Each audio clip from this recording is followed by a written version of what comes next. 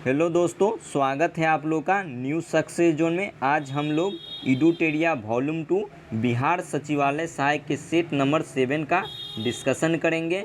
इससे पहले हम लोग सेट नंबर 1 से लेकर सेट नंबर 6 तक डिस्कशन कर चुके हैं। तो जितने भी हमारे चैनल पे नए स्टूडेंट हैं, कृपया चैनल को सब्सक्राइब कर दें और लाइक करें और बेल आइकन को दबाना न भूलें, ताकि सचिवालय से संबंधित जितने भी वीडियो आए या इससे कोई इन्फॉर्मेशन आए, मेरे चैनल के माध्यम से आप लोगों को आसानी से प्राप्त हो सके। तो आइए देखते हैं सेट नंबर 7। पहला सवाल है कि पृथ्वी पर दिन रात छोटा बड़ा किस कारण से होता है। तो ये हो जाएगा पृथ्वी की वार्षिक गति एवं पृथ्वी का अपने अक्ष पर झुका होना। तो इस तरीके से आपका आंसर हो जाएगा ऑप्शन डी। ए और सी दोनों कथन सही है। अगला सवाल है मेंटल पृथ्वी के कुल आयतन का कितना प्रतिशत भाग घिरा हुआ है। तो ये हो जाएगा 83%। अगला सवाल है लद्दाख का मैदान जो है यह किस प्रकार का मैदान है। तो लद्दाख का जो मैदान है यह हिमानीकृत मैदान है, जबकि कश्मीर का मैदान यह कैसा है। तो ये झीलकृत है। कश्मीर का मैदान झीलकृत हो जाएगा। अगला सवाल है भूमि की उर्वरता बढ़ाने के लिए निम्न में से कौन सी फसल उगाई जाती है। अगर भूमि की उर्वरता को बढ़ाना हो तो इसके लिए हमें मूंग की फसल को उगाएंगे। अगला सवाल है भारतीय उपमहाद्वीप में कौन सा देश शामिल नहीं है। पूछा जा रहा है कि भारतीय उपमहादेश है, इसमें कौन सा देश शामिल नहीं है। तो म्यांमार आपका शामिल नहीं है, जबकि बांग्लादेश, पाकिस्तान, भूटान, इंडिया, नेपाल, श्रीलंका और मालदीव क्या है, ये भारतीय उपमहाद्वीप में शामिल है। अगला सवाल देखेंगे भारत की सबसे ऊंची चोटी K2 जिसका दूसरा नाम है गॉडविन ऑस्टिन, यह कहाँ स्थित है। तो ये काराकोरम श्रेणी में स्थित है और K2 की जो ऊंचाई हुआ 8611 मीटर इसकी ऊंचाई है। अगला सवाल देखेंगे निम्न में से किस वन में सर्वाधिक जैव विविधता पाई जाती है। तो सर्वाधिक जैव विविधता पाई जाती है ये मैंग्रोव वन में। ऑप्शन डी आपका सही आंसर हो जाएगा। अगला सवाल देखेंगे निम्नलिखित कथनों में से कौन सा कथन सही नहीं है। काली मिट्टी को स्थानीय भाषा में रेगूर नाम से जाना जाता है, ये कथन बिल्कुल सही है। क्रेब्स के अनुसार रेगूर मिट्टी अनिवार्य रूप से एक परिपक्व मिट्टी होती है, तो ये भी कथन सही है। काली मिट्टी में आर्द्रता धारण करने की क्षमता उच्च होती है, ये कथन सही है। काली मिट्टी हिमालय क्षेत्र में पाई जाती है, ये क्या है, ये गलत है। तो ये आपका आंसर हो जाएगा option D is a right answer. अगला सवाल है कि भारत में नलकूप से सिंचित अधिकतम क्षेत्र वाला राज्य कौन है। तो ये हो जाएगा उत्तर प्रदेश। उत्तर प्रदेश में क्या है, अधिकतम जो सिंचित वाला क्षेत्र है वह नलकूप से सिंचित होता है। अगला सवाल देखेंगे निम्नलिखित में से कौन सा एक गेहूं की फसल का रोग है। तो गेहूं में कौन सा रोग होगा। तो ये रस्ट रोग होता है, जबकि टीका रोग किस में होता है। तो ये मूंगफली में होता है। तो आपका आंसर हो जाएगा गेहूं में रस्ट रोग हो जाएगा डी ऑप्शन आपका सही आंसर हो जाएगा। अगला सवाल देखेंगे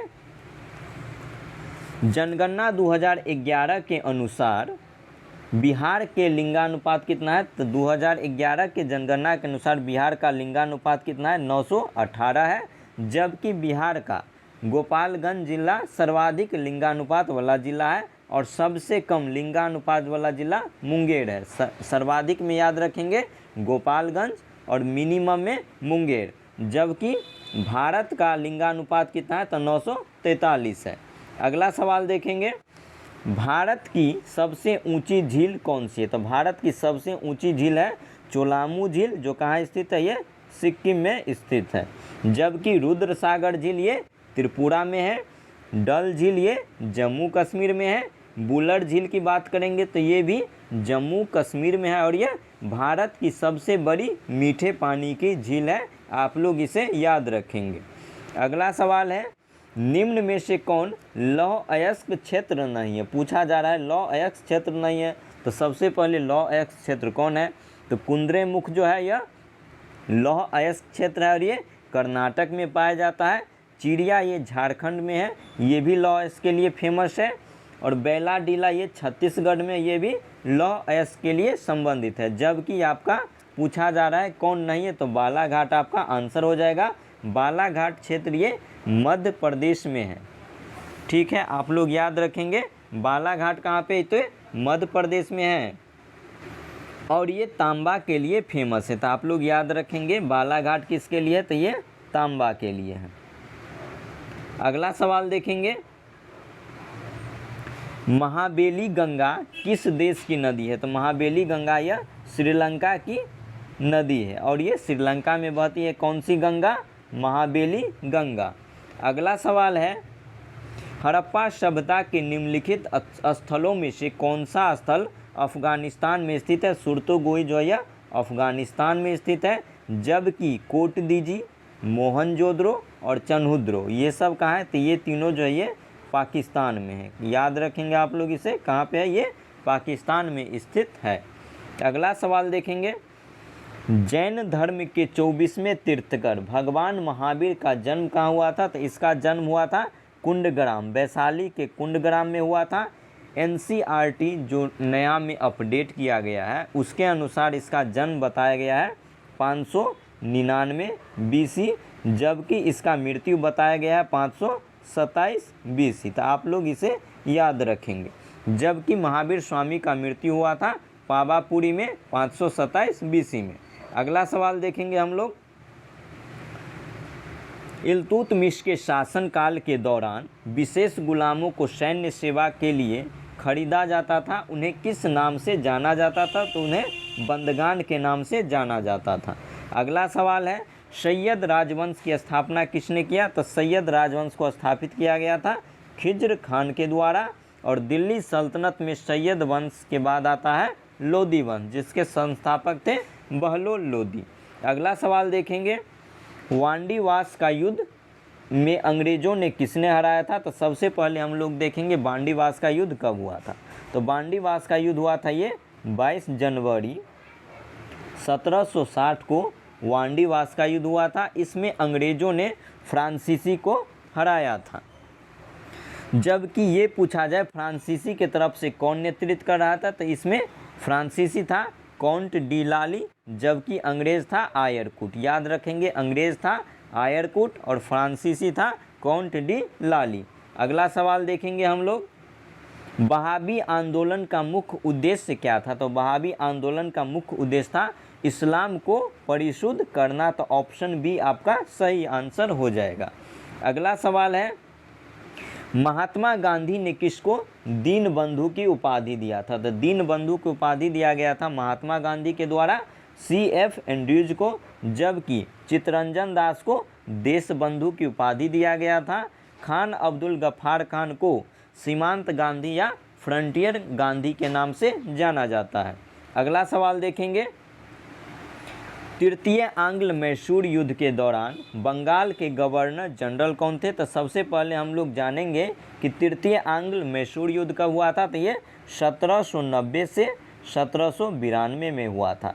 उस समय बंगाल का गवर्नर जनरल लॉर्ड कॉर्नवालिस था और तृतीय आंग्ल मैसूर युद्ध की समाप्ति होती है श्रीरंगपट्टनम की संधि के तहत।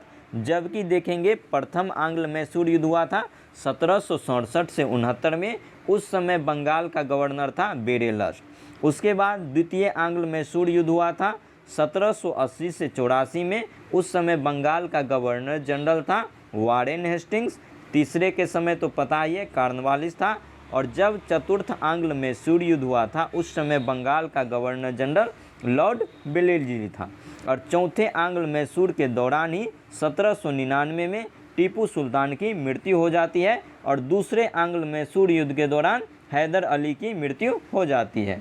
अगला सवाल देखेंगे, किस वायसराय ने भारत में वर्नाकुलर प्रेस एक्ट लागू किया था। तो वर्नाकुलर प्रेस एक्ट जो था सबसे पहले देखेंगे था क्या। तो यह 1878 में लॉर्ड लिटन के द्वारा लाया गया था और इसी अधिनियम को मुंह बंद करने वाला अधिनियम कहा गया था। ये लाया गया था लॉर्ड लिटन के द्वारा 1878 में और लॉर्ड रिपन ने 1882 में से समाप्त कर दिया। तो आप लोग याद रखेंगे लीटन के द्वारा 1878 में लाया गया और रिपन ने इसे 4 साल बाद 1882 में समाप्त कर दिया था और इसी वर्नाकुलर प्रेस एक्ट को मुंह बंद करने वाला अधिनियम कहा जाता है। अगला सवाल देखेंगे, ब्रिटिश हाउस ऑफ कॉमन्स के सदस्य बनने वाले प्रथम भारतीय कौन थे? तो ये प्रथम भारतीय थे दादा भाई नौरोजी और ये कब बने थे? तो ये 1892 ईस्वी में ये प्रथम भारतीय थे जो ब्रिटिश हाउस ऑफ कॉमन्स में बने थे। अगला सवाल देखेंगे, ऊंचाई मापने के यंत्र का क्या नाम है? तो ऊंचाई मापने के यंत्र हो जाएगा अल्टीमीटर, जबकि पहला है थर्मोस्टेट। थर्मोस्टेट का काम है कि तापमान को नियमित बनाए रखना। तापमान को नियमित बनाए रखना है तो थर्मोस्टेट का यूज करेंगे। पायरोमीटर की बात करेंगे तो हाई टेम्परेचर यानी कि उच्च तापमान को अगर हमको मेजर करना होगा तो हम पायरोमीटर का प्रयोग करेंगे। अगर हाइग्रोमीटर की बात करते हैं तो इसमें हम आर्द्रता को मेजर करते हैं। अगला सवाल देखेंगे, चंद्रमा पर वायुमंडल नहीं होने का कारण क्या है? तो ये हो जाएगा, इस पर गैस अणुओं का पलायन वेग उनके वर्ग माध्य मूल वर्ग से कम होता है। ऑप्शन डी आपका सही आंसर हो जाएगा। अगला सवाल देखेंगे, वर्षा के दौरान बारिश की बूंदें कैसी गिरती है? जब वर्षा होती है तो पूछा जा रहा है कि बारिश को जो बूंद होती है कैसी गिरती है? एक समान त्वरण से गिरती है। वर्षा की बूंद जो होती है गोलाकार होती है। यह किसके कारण होती है? तो पृष्ठ तनाव के कारण होती है और पृष्ठ तनाव का जो मात्रक होता है वो होता है न्यूटन पर मीटर। आप लोग इसे याद रखेंगे कि वर्षा की बूंद गोलाकार होती है पृष्ठ तनाव के कारण और इसका यूनिट होता है न्यूटन पर मिनट। अगले सवाल पे आएंगे हम लोग, शुष्क सेल कितने वोल्ट का होता है? तो शुष्क सेल जो होता है यह 1.5 वोल्ट यानी कि 1.5 याद रखेंगे 1.5 वोल्ट का क्या होता है? शुष्क सेल होता है। अगला सवाल है, निम्नलिखित में से कौन सा एक तत्व नहीं है? पूछा जा रहा है कौन एक तत्व नहीं, तो पानी क्या है? पानी एक तत्व नहीं। पानी क्या है? यौगिक है, क्योंकि हम जानते हैं कि पानी में हाइड्रोजन के 2 अणु और ऑक्सीजन के 1 अणु मिलकर एक यौगिक का निर्माण करता है, इसलिए पानी क्या हो जाएगा? हमारा यौगिक हो जाएगा। अगला सवाल देखेंगे,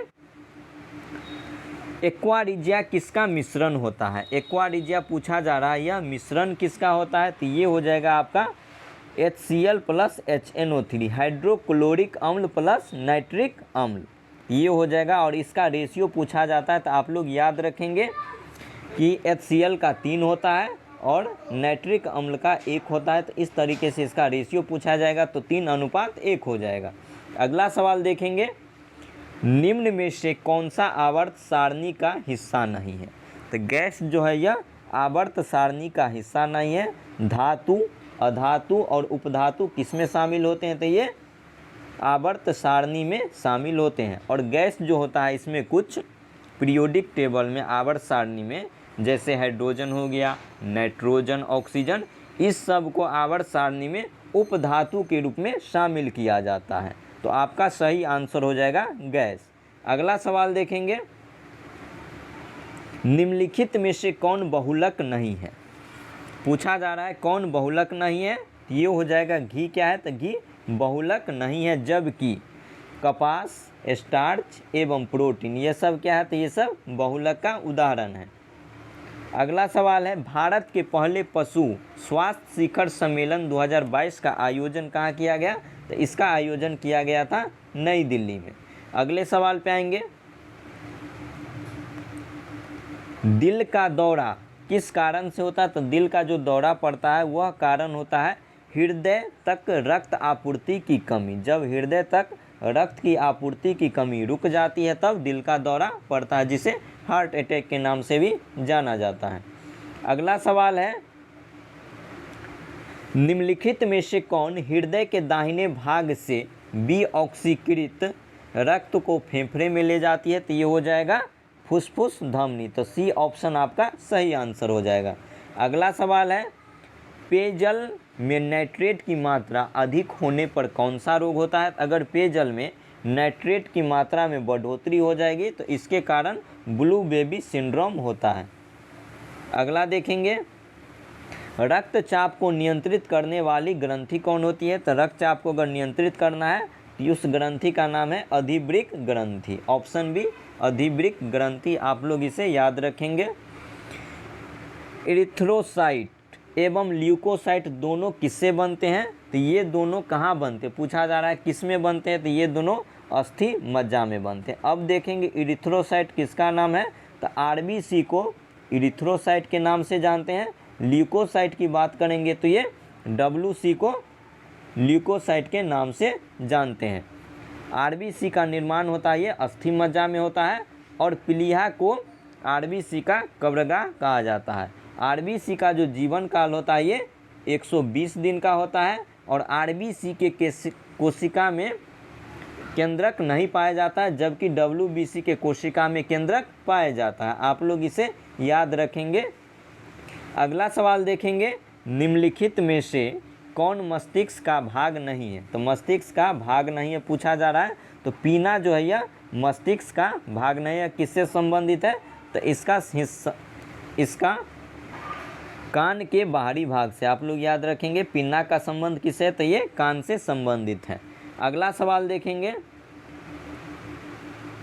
निम्न में से कौन सा खनिज आँख के नेत्रपटल, कोशिका झिल्ली, प्रोटीन संरचना को स्वस्थ बनाए रखने में मदद करता है? तो ये हो जाएगा जिंक। अगला सवाल देखेंगे, हाल ही में कौन सा राज्य अपनी इंटरनेट सेवा शुरू करने वाला देश का पहला राज्य बन गया? तो ये केरल बन गया है। अगला सवाल देखेंगे, पौष्टिक अल्सर के लिए कौन सा जीवाणु जिम्मेदार होता है? पूछा जा रहा है पौष्टिक अल्सर के लिए कौन सा बैक्टीरिया यानी कि जीवाणु जिम्मेदार होता है? तो ये हो जाएगा हेलिकोबैक्टर पाइलोरी।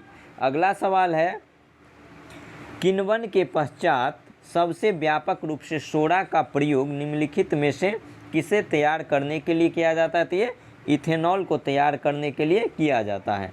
अगला सवाल देखेंगे, वह लौह इस्पात कारखाना जो लौह अयस्क क्षेत्र एवं कोयला क्षेत्र दोनों के समीप है? तो ये हो जाएगा जमशेदपुर। अगला सवाल है, निम्नलिखित में से किसका वैज्ञानिक नाम मैंगीफेरा इंडिका है? तो आम का जो वैज्ञानिक नाम है उसका नाम है मैंगीफेरा इंडिका, जबकि मेढक का नाम वैज्ञानिक नाम है राना टिग्रिना, गाय का वैज्ञानिक नाम है बॉस इंडिकस। अगला सवाल देखेंगे हम लोग, कृषि मंत्री नरेंद्र सिंह तोमर द्वारा हरियाणा स्थित ICR national research centre on equine द्वारा विकसित जानवरों के लिए देश के पहले किस घरेलू कोविड-19 वैक्सीन को मंजूरी दी गई है? तो ये दिया गया है एनेकोवैक्स। तो पहला आंसर आपका सही हो जाएगा एनेकोवैक्स। अगला सवाल है, कंपनियों की उत्पादकता में वृद्धि का आर्थिक प्रभाव क्या होता है? तो ये हो जाएगा सकल घरेलू उत्पाद में वृद्धि। सी ऑप्शन आपका सही आंसर हो जाएगा। अगला सवाल देखेंगे, टाटा सन्स ने निम्नलिखित में से किसके साथ एयर इंडिया का विलय किया है? तो टाटा सन्स जो है यह एयर इंडिया का जो विलय कर दिया है एयर एशिया में कर दिया है। तो ऑप्शन ए आपका सही आंसर हो जाएगा। तांबा अयस्क का सर्वाधिक उत्पादनकर्ता राज्य कौन है? तांबा अयस्क जो है सर्वाधिक उत्पादन कौन करता है? तो ये मध्य प्रदेश करता है। जबकि ये पूछेगा कि सबसे ज़्यादा भंडारण कहाँ पे होता है? तो सबसे ज़्यादा भंडार कहाँ पे? तो ये राजस्थान में है। अगला सवाल है, समावेशी समृद्धि के लिए आवश्यक है? तो ये सभी कथन सही है। समावेशी समृद्धि करना है तो सतत कृषि होना चाहिए, आधारभूत सुविधाओं का विकास होना चाहिए, शिक्षा एवं स्वास्थ्य जैसी सामाजिक सेवाओं की आधिकारिक उपलब्धता होना चाहिए। सभी कथन सही है। अगला सवाल देखेंगे, लोकसभा में अविश्वास प्रस्ताव प्रस्तुत करने के लिए लोकसभा के कितने सदस्यों का समर्थन होना चाहिए? तो कुल मिलाकर 50 सदस्यों का समर्थन होना चाहिए। केंद्र राज्य वित्तीय संबंध का संबंध किस भाग से है? तो ये हो जाएगा भाग 12 से। जबकि भाग 9 में पंचायत का चर्चा किया गया है। भाग 9 पंचायत हो जाएगा। भाग 11 हो जाएगा केंद्र राज्य संबंध, और भाग 10 में हो जाएगा आपको अनुसूचित तथा जनजाति क्षेत्र, याद रखेंगे आप लोग, अनुसूचित तथा जनजाति क्षेत्र का संबंध भाग 10 से है। अगला सवाल देखेंगे, 24वें ग्रीष्मकालीन बधिर ओलंपिक 2021 का आयोजन किस देश में किया गया? तो ये किया गया था ब्राज़ील में। 24वां जो ग्रीष्मकालीन बधिर ओलंपिक का आयोजन किया गया था, ये किया गया था ब्राज़ील में। इसमें भारत ने कुल मिलाकर 17 पदक जीता और 9वां स्थान पे रहा। तो भारत कितना पदक जीता? 17 पदक जीता। स्थान कौन सा रहा? तो 9वां स्थान रहा। जबकि प्रथम पोजीशन पे कौन रहा? तो यूक्रेन रहा था। अगला सवाल देखेंगे, भारत का संविधान किस अनुच्छेद द्वारा चुनाव आयोग को संसद और राज्य विधानसभाओं के चुनावों का पर्यवेक्षक करने की शक्ति प्रदान करता है? तो ये हो जाएगा आर्टिकल 324। अगला सवाल देखेंगे, भारत में सबसे पहला आम चुनाव और संविधान में पहला संशोधन कब किया गया? तो भारतीय संविधान का जो पहला आम चुनाव हुआ था ये 1951 में हुआ था और संविधान में पहला संविधान संशोधन 1951 में किया गया। और प्रथम संविधान संशोधन के तहत संविधान के भाग 9 में 9वीं अनुसूची को जोड़ा गया। 9वीं अनुसूची को जोड़ा गया और 9वीं अनुसूची में कुल मिलाकर 284 कानून है। आप लोग याद रखेंगे, पूछा जाएगा कि भाग 9 जो है उसमें कुल मिलाकर, सॉरी दोस्तों, अनुसूची 9 जो है उसमें कुल मिलाकर कितने कानून का चर्चा है? तो 284 कानून का चर्चा किया गया है। अगला सवाल देखेंगे, हाल ही में आयोजित 12वीं सीनियर पुरुष राष्ट्रीय हॉकी चैंपियन किसने जीता है? तो ये जीता है हरियाणा ने और यह तमिलनाडु को पराजित किया है। अगला सवाल देखेंगे, निम्नलिखित संविधान सभा की समितियों और उनके अध्यक्ष में कौन सुमेलित नहीं है? तो ये हो जाएगा, देख लेते हैं बारी बारी से। अल्पसंख्यक उप समिति का अध्यक्ष है HC मुखर्जी, ये सही है। मूल अधिकार उप समिति का अध्यक्ष हो जाएगा JB कृपलानी, ये भी सही है। राष्ट्रीय ध्वज के लिए तदर समिति का अध्यक्ष राजेंद्र प्रसाद, ये भी कथन सही है। प्रांतीय संविधान सभा, ये जवाहरलाल नेहरू नहीं, प्रांतीय संविधान सभा जो है संविधान समिति, इसके अध्यक्ष हैं सरदार वल्लभ भाई पटेल, जबकि जवाहरलाल नेहरू संघ शक्ति समिति के अध्यक्ष चुने गए थे। अगला सवाल देखेंगे तो इसमें आपका आंसर हो जाएगा ऑप्शन डी। गलत कौन है? तो ऑप्शन डी आपका गलत आंसर है।